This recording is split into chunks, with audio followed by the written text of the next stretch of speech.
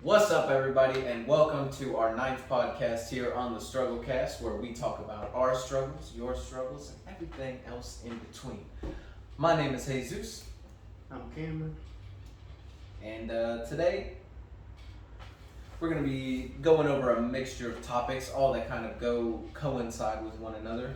But one of the things that I kind of wanted to bring up today was dealing with certain situations that either stress you out or kind of overall just how to deal with difficult situations.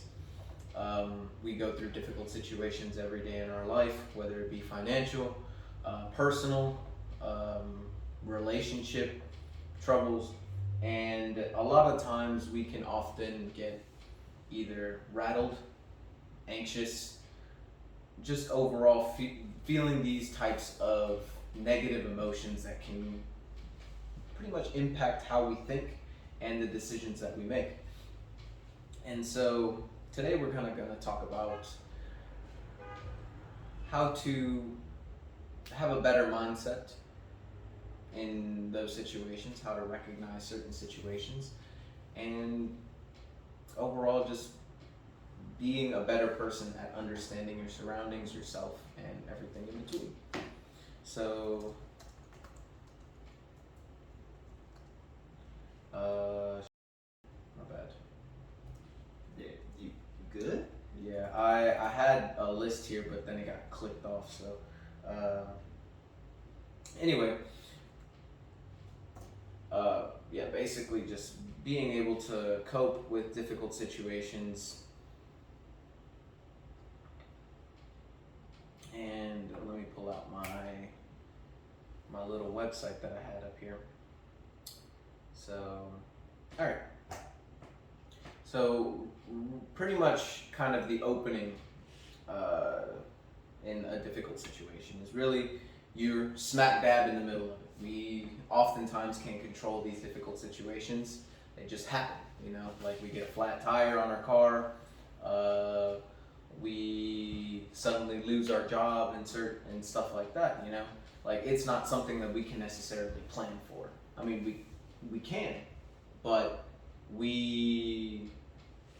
it's kind of like a guess, as to say, like, oh, I'm working, but I don't know how long I'm going to be employed at this job or at this position. So a smart decision in that case would be to save money, to save more money than you're spending. So that way, in case you do get let go, you have some type of emergency fund or savings account that you can kind of dip into. But one of the first steps here in coping with difficult situations is remember that distress is time limited. So basically saying, think of every single difficult situation that you've had. Never lasts forever. I mean, it may seem like it. Let's be honest here. But no matter the situation, and I've said this before on multiple podcasts, but you've survived 100% of your worst days so far. Even if, like you had a breakup with an ex-girlfriend, or got into an accident, or, wait, why am I listing stuff that happened to me? You don't say nothing. Or you lose your job, or... Still listening. Shut up, bro! Or, just... I hate you. It's made me lose my thought. But anyway, but the next step in that sense is to put the situation into perspective, and this is kind of a harder step to accomplish, especially with whatever situation you're dealing with. But it's something that is truly important in really kind of fixing your perspective. Because when something arises unnaturally like that, or naturally, we kind of tend to focus just on that negativity that's kind of came into our lives. And so to put the situation into perspective is saying, ask yourself, despite the situation, what am I still grateful for? What are things in my life that still bring me happiness, even if this situation is taking a toll on myself? What is still good about me as a person, and what is still good about my life? You know, just because something bad happens doesn't mean your life is a crappy life. You know, like, put it into perspective. You know, like, really start piecing together what is your life and kind of what is you, because. Alright. Stop mid-sentence. Yeah. Alright, I was talking to a family member earlier today, and they said something along the lines of that. They was like, you know what I do to get through those really rough patches? Mm-hmm. I write everything down. Like, I list everything, and when it gets done and accomplished, mark it off the list. Are like things grateful for, or just like all of? We were having a conversation, some type of conversation, but the way she framed it was just things that kind of clutter up your mind and put pressure on you and add that stress. Mark it off as it gets done, and when you get to one of those moments where like, oh Lord, what's going on? You remember you got this list. You look at it like, I accomplished this. This is good. This is good, and that's how she says she gets through her stuff. Heck yeah, that's and that's a really good thing too, because I've not in psychology, but kind of like mental health. There's this thing, there's this concept. I don't want to say thing because it makes it seem unprofessional, but but there's this concept that whenever we're feeling certain things, oftentimes we've kind of, I don't want to say trained, but we've kind of been accustomed to holding in our emotions throughout certain situations, and oftentimes that leads to a big explosion not too far down that path. But this concept includes writing down your emotions, writing down the things that you are feeling, because oftentimes, because we're so used to just not expressing those emotions, when we write them down, we're expressing them. We're writing what we feel down, and that list idea as well is kind of similar to that concept. It's writing down what worries you, but then crossing it off once you're done with it. It's such a great concept in my opinion, but it really puts kind of yourself, or puts you into a different perspective of realizing what has worked out and what hasn't, or what still hasn't worked out. But the more you realize things you've worked out, it makes you feel a little bit better. I didn't think about it earlier, but it just kind of clicked in my head. It kind of, that, what she was telling me before, it helps you let go. Like, it's real, because one thing, it makes no sense to accomplish something, get past something, and then hold on to the stress of it. No, of course. Like, that makes no sense. Mm-hmm. But we do it. And just having that mark off, it's like, you start thinking about holding on to it, like, oh wait, no, that's over. That's over with, yeah. And it just helps let go, relax. Even when you forget, sometimes you forget. I might actually have to use that concept. I kind of recommend it, honestly. I haven't done it as often as she says she has, but when I have done it, it helps. I'm gonna have to use that for sure, because that definitely sounds like, letting go, because I oftentimes also have a struggle with letting certain things go, whether it be is just because it hurt to a certain degree that I just can't let it go because it feels like it's been etched. But that concept of just, you know what, I no longer feel that negatively about it. It's like it's over, it's done. It's no longer a thing of your present self. But the next step is to keep your thoughts balanced and truthful. So kind of what that says is, in response to stressors and challenging situations, you are likely to be your own worst critic. It's to be expected. You may tell yourself that the situation is awful, you can't cope, or won't make it through, or that you should feel really bad about yourself and your choices. However, being pessimistic and hurtful to yourself, especially, like, you wouldn't do that to somebody that you care about, right? Like if your significant other had dealt with something, or is dealing with a difficult situation, let's say her tires on her car freaking just popped and exploded, and now she needs new tires and stuff. You're not going to look at her and tell her that, oh, you're dumb because you didn't get your tires changed when they should have been changed, or you didn't get them rotated, or some stuff like that, or you should have seen the nail that was on the. You're not going to do that stuff because you care for that person. Instead you're going to make them feel better by telling them that it's going to be okay, like, we can get you new tires, and just overall stuff like that. So why would you be pessimistic to yourself? If anything, you should love yourself more than you love anybody else, minus God. But there's that level of criticism that we give ourselves, or we put ourselves under, that don't necessarily help the situation, because you're really not. You're making it worse by telling yourself these negative things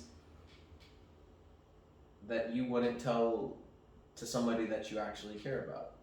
And I think what the reason is for that is because logically, yeah, that makes sense. But humans are emotional creatures. Of course. And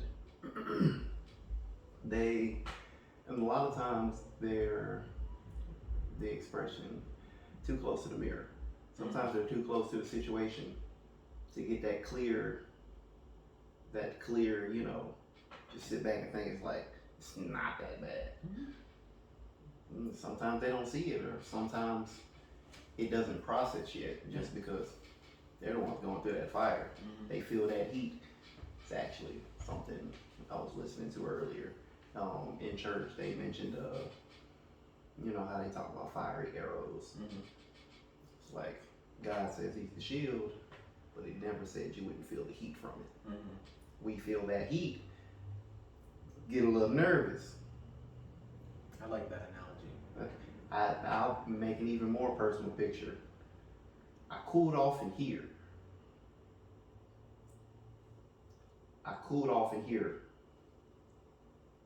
Metaphorically and actually. Now there, well, you saw that earlier. Yeah. We ain't gonna get into that, but you saw that earlier. And I mean, like, the thing is like, we all kind of, like, we're not going through this list, like, saying that we're perfect, like, we don't go through these things, because we do. Like, I mean, we really do. And I'm my biggest critic, 100%. The way I've talked to myself sometimes is borderline depressing, but it's getting to that point where you're changing your perspective, and oftentimes, sometimes they're going to be harder than others, sometimes they're going to be easier than others. It's just getting to that right mind space that we all should kind of aim to attain. And then next step, we've got two more after this one, is focus less on the stressor and more on solving the problem, which is another thing that I personally go through. Instead of, like, brainstorm a list of possible solutions, like, analyze the pros and cons of each option and make a plan. And then one of the things that this paragraph actually says is that remember that sometimes acceptance of a situation is the best or only solution. Acceptance doesn't mean you are okay with the solution. It just means that you are choosing to remove the situation's power over your life. Which, that speaks volumes, like, if you're,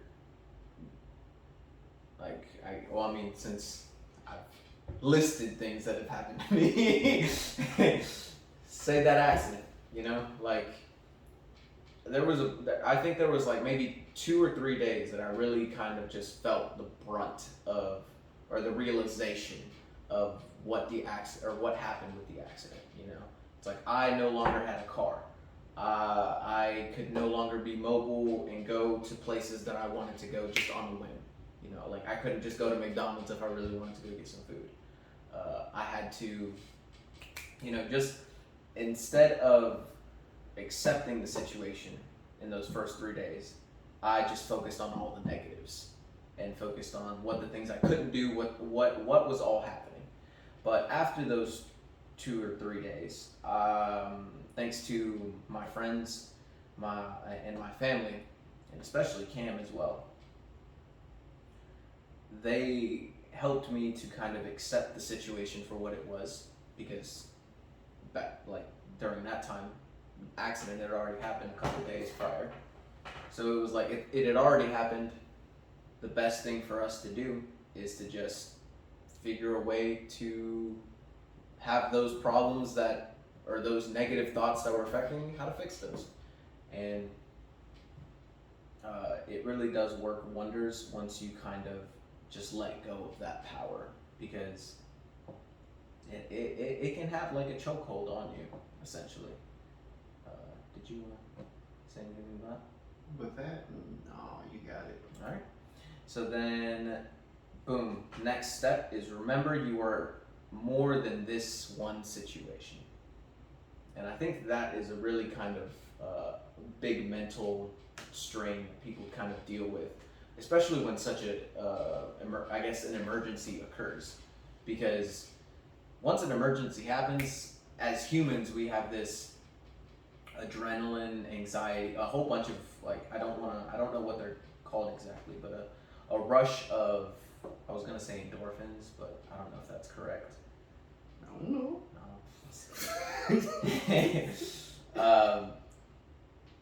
But you kind of just tunnel vision in a sense, and you're tunnel visioned on that one situation instead of realizing that, you know, like you just woke up that morning, you know, you had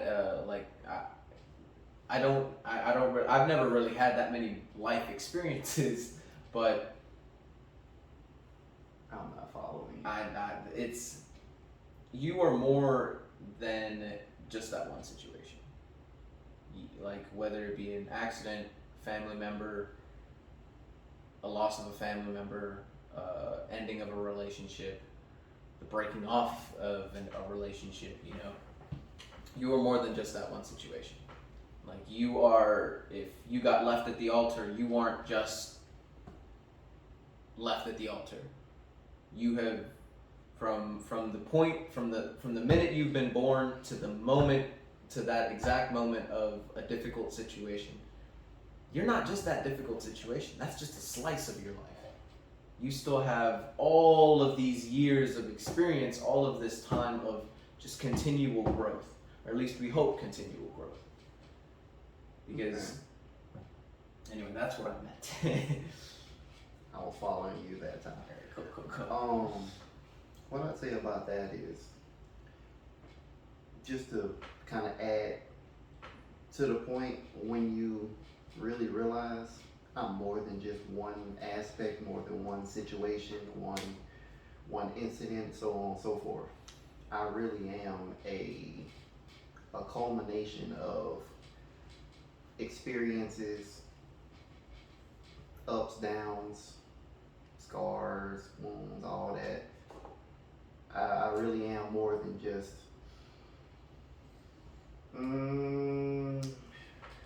one fruit in the basket. Yeah, let's go with that. All right, yeah. It's once that really gets in your head and you really just fully accept that and believe it. Mm-hmm. I'm just gonna speak for myself for the moment. It feels weird to think about that other belief that I'm just that one whatever. Mm-hmm. It kind of feels weird thinking like that. It feels foreign after a while. Like I can't really remember the last time I really felt like I'm just this one experience. I'm not sure if I've ever felt like that. Well, I mean, it's different for different people. Yeah, that's probably why it feels so foreign to me. It's just like I'm that one thing. I mean, maybe you're that one thing majority in certain aspects, like a professional athlete in public. You're pretty much a professional athlete, but like in actuality, it's weird. I don't know. It's definitely something to do with a mindset for sure. Yeah. Because I mean, I'm guilty of it, you know, like it doesn't last very long for me, but you know, you've seen it to where I just tunnel vision and I'm just like this one particular situation, or like, hey, I dealt with this is how, like, this is just gonna be me for a minute. And in those situations I battle with myself because you know, I've heard these tips before, you know, like I've done my own research and I've tried to better myself in with this research, but it's difficult because, you know, like we as humans, we are a very habitual species, and when we're used to something, it's really hard to change. I wouldn't say really hard, but it is a difficult process. Or if you're just a chameleon, it can just change like that. That's a habit in itself. That's a habit in itself, exactly. And so, but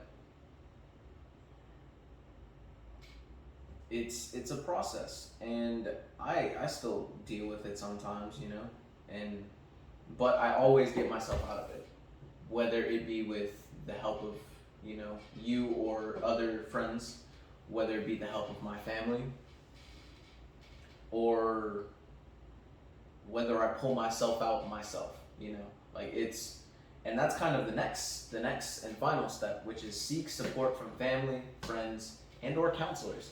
You know, me personally, I do not mind sharing this with you guys, but I go to therapy. You know, I'm pretty sure I've mentioned this in the podcast before, maybe not, but I personally go to therapy because you know, there are some things that I need to deal with. There are some things that I don't want to say fix, because that's not what therapy really is. It's getting yourself to be the person that you want to be, or shaping yourself to be the person that you want to be. Going to therapy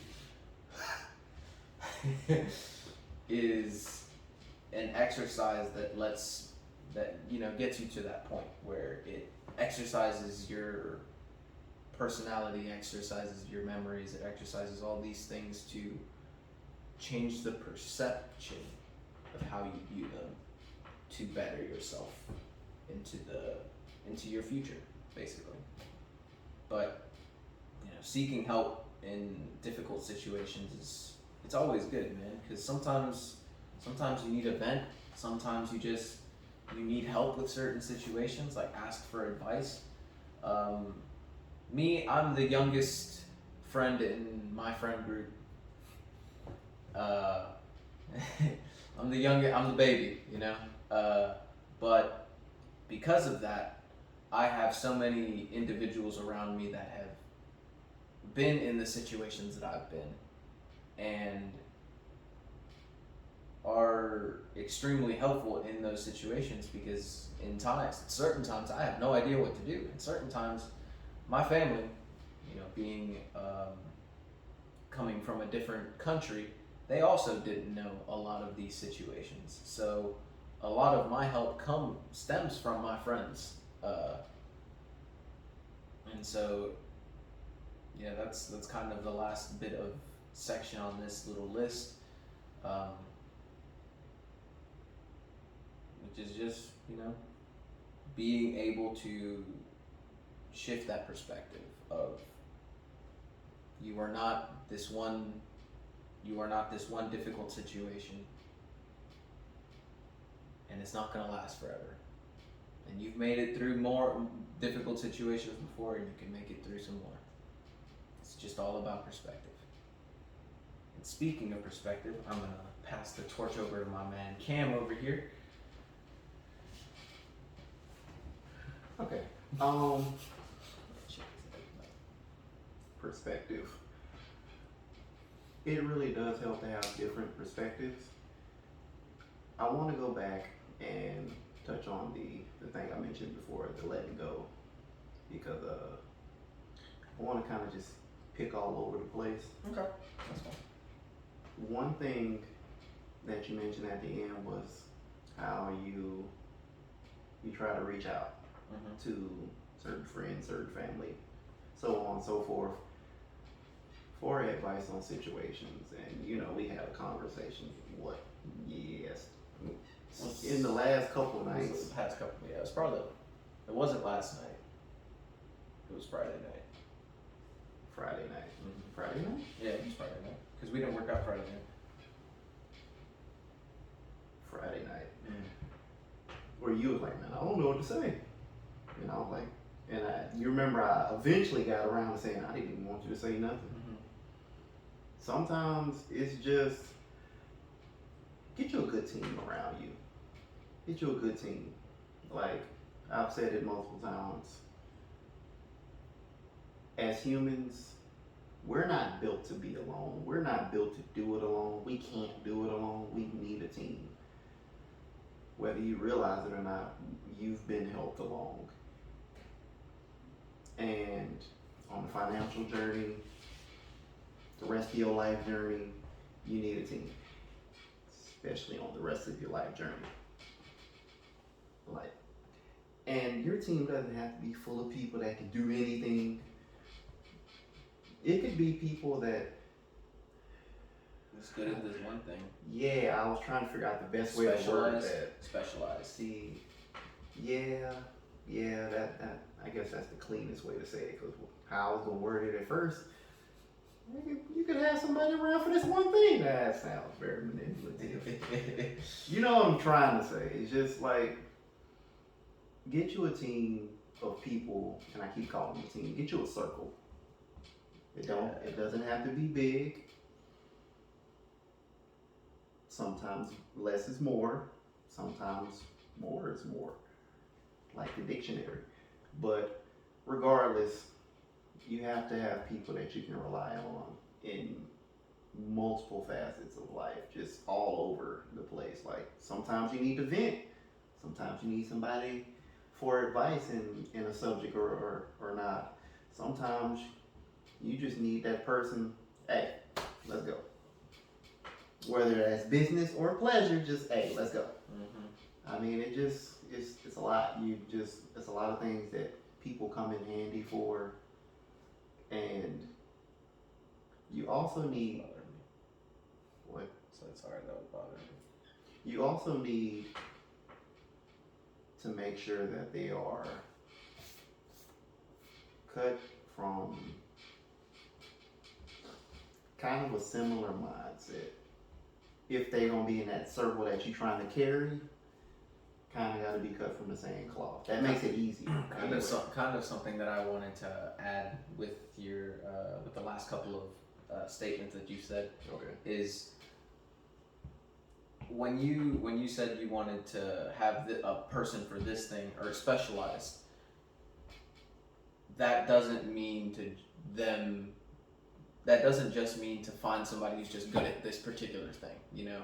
Like you were saying, cut from the same cloth. There still has to be something that connects you guys on a deeper level than just, I use this person because they're really good at listening to me vent, you know? Like there has to be that connection between y'all, and whether it be a similar mindset, a similar personality type, because, you know, like there are people who have a similar mindset but a different personality, and that's perfectly fine too. But you kind of have to, it's kind of like a puzzle piece, I'd say. Yeah. There's gonna be certain things that this person is missing that this person has, but something that this person is missing that this person has, and y'all just fit together like that. But go on. I just really wanted to make sure to stress the fact that you need a team around you. I keep saying team.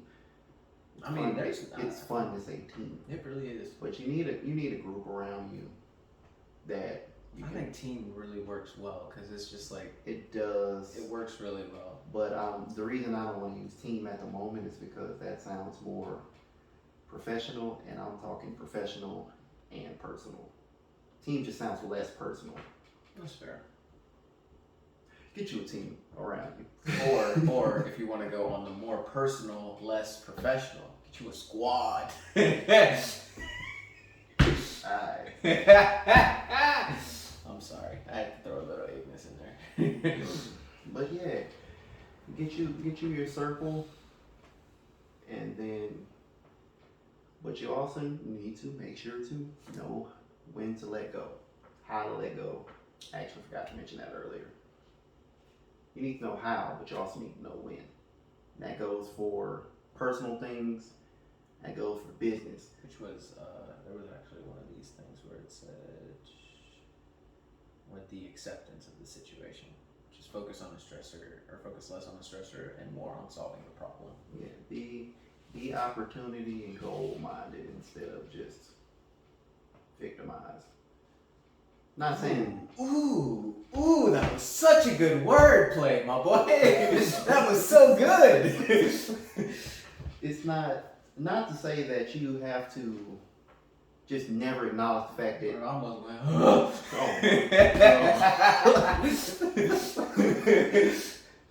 Not to say that you have to just ignore the fact that you, to use the word again, were a victim in the situation, but you can't be a victim forever. You gotta pull yourself back up. Otherwise, you never grow. So, but learning when to let go, like, a good business example would be stocks, but he's the stock guy, so I'm gonna just say stocks and leave it there.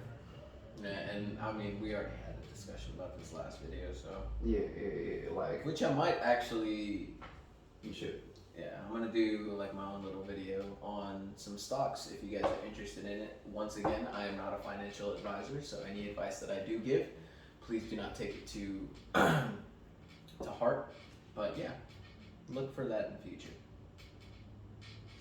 About 7 years in the future. Yeah. But back on track to wrap it up real quick. But business, you know when's too soon, when's too late. That, especially once you get higher and higher, that could be difference in millions, thousands, and millions. You kind of need to know that while you're still small. So it could be relationships. I'm not even gonna elaborate on that. Relationships. Yep. It's just you gotta know when and how to let go. Just because sometimes the best way to exit is quietly. Sometimes the best way is to go out with a bang. It just all depends on how to. Them sermons today. It just all. The verses today. Depends on how well you can read the situation. So learn how to read the situation. That. Okay, Cameron. Then I have a quick question for you. Then the answer is no. How do you read a situation? How do you answer no to that question? The word no is going to be in the answer. Watch. What's the question? How do you better read a situation? I don't know how to explain. How do you learn how to better read the situation?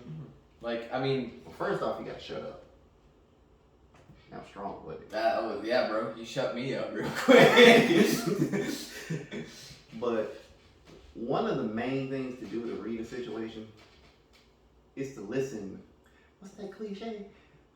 You got 2 ears and 1 mouth. You're supposed to listen twice as much as you talk. Yeah. Yeah. Like you gotta, since we're being unprofessional, you gotta not learn how to peep game. You gotta be able to see it. You gotta be able to hear it. You gotta body language and all this other stuff. And that's a whole nother video. You have to learn how to hone your perception. Which I'm not necessarily really good at reading. I'm good at reading energy, and I'm good at reading certain specifics, but I'm not really good at my kind of horizon is narrow. Like I can read situations, but it's kind of a narrow field of When you view. focused on it, Yeah. but not if it's peripheral. If it's peripheral, I can when it's more peripheral, I don't really care. You know, it's like, but it's a difficult kind of thing to say because I keep my head on a swivel, you know, more unprofessional terms. I keep my head on a swivel, so I'm looking out.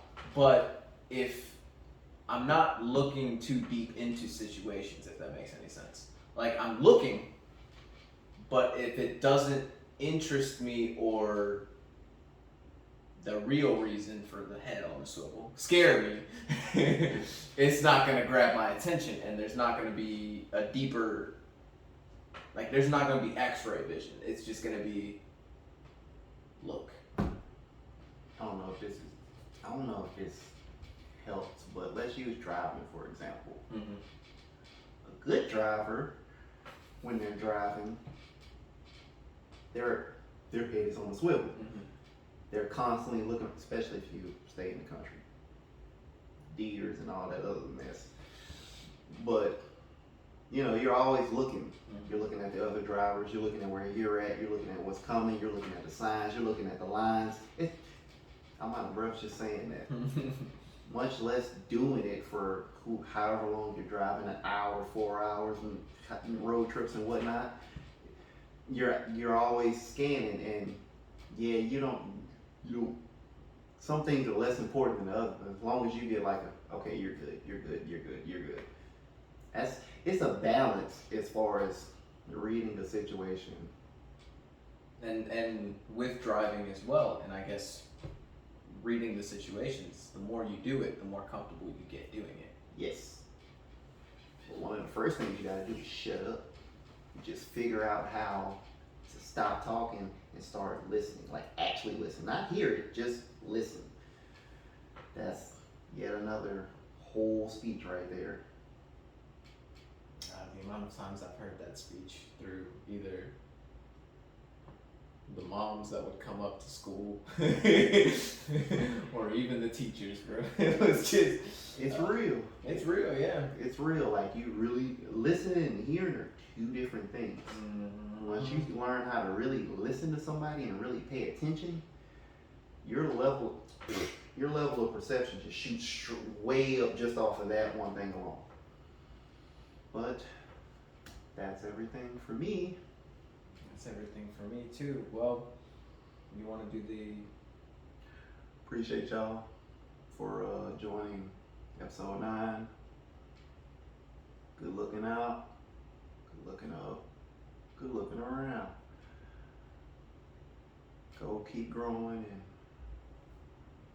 be great.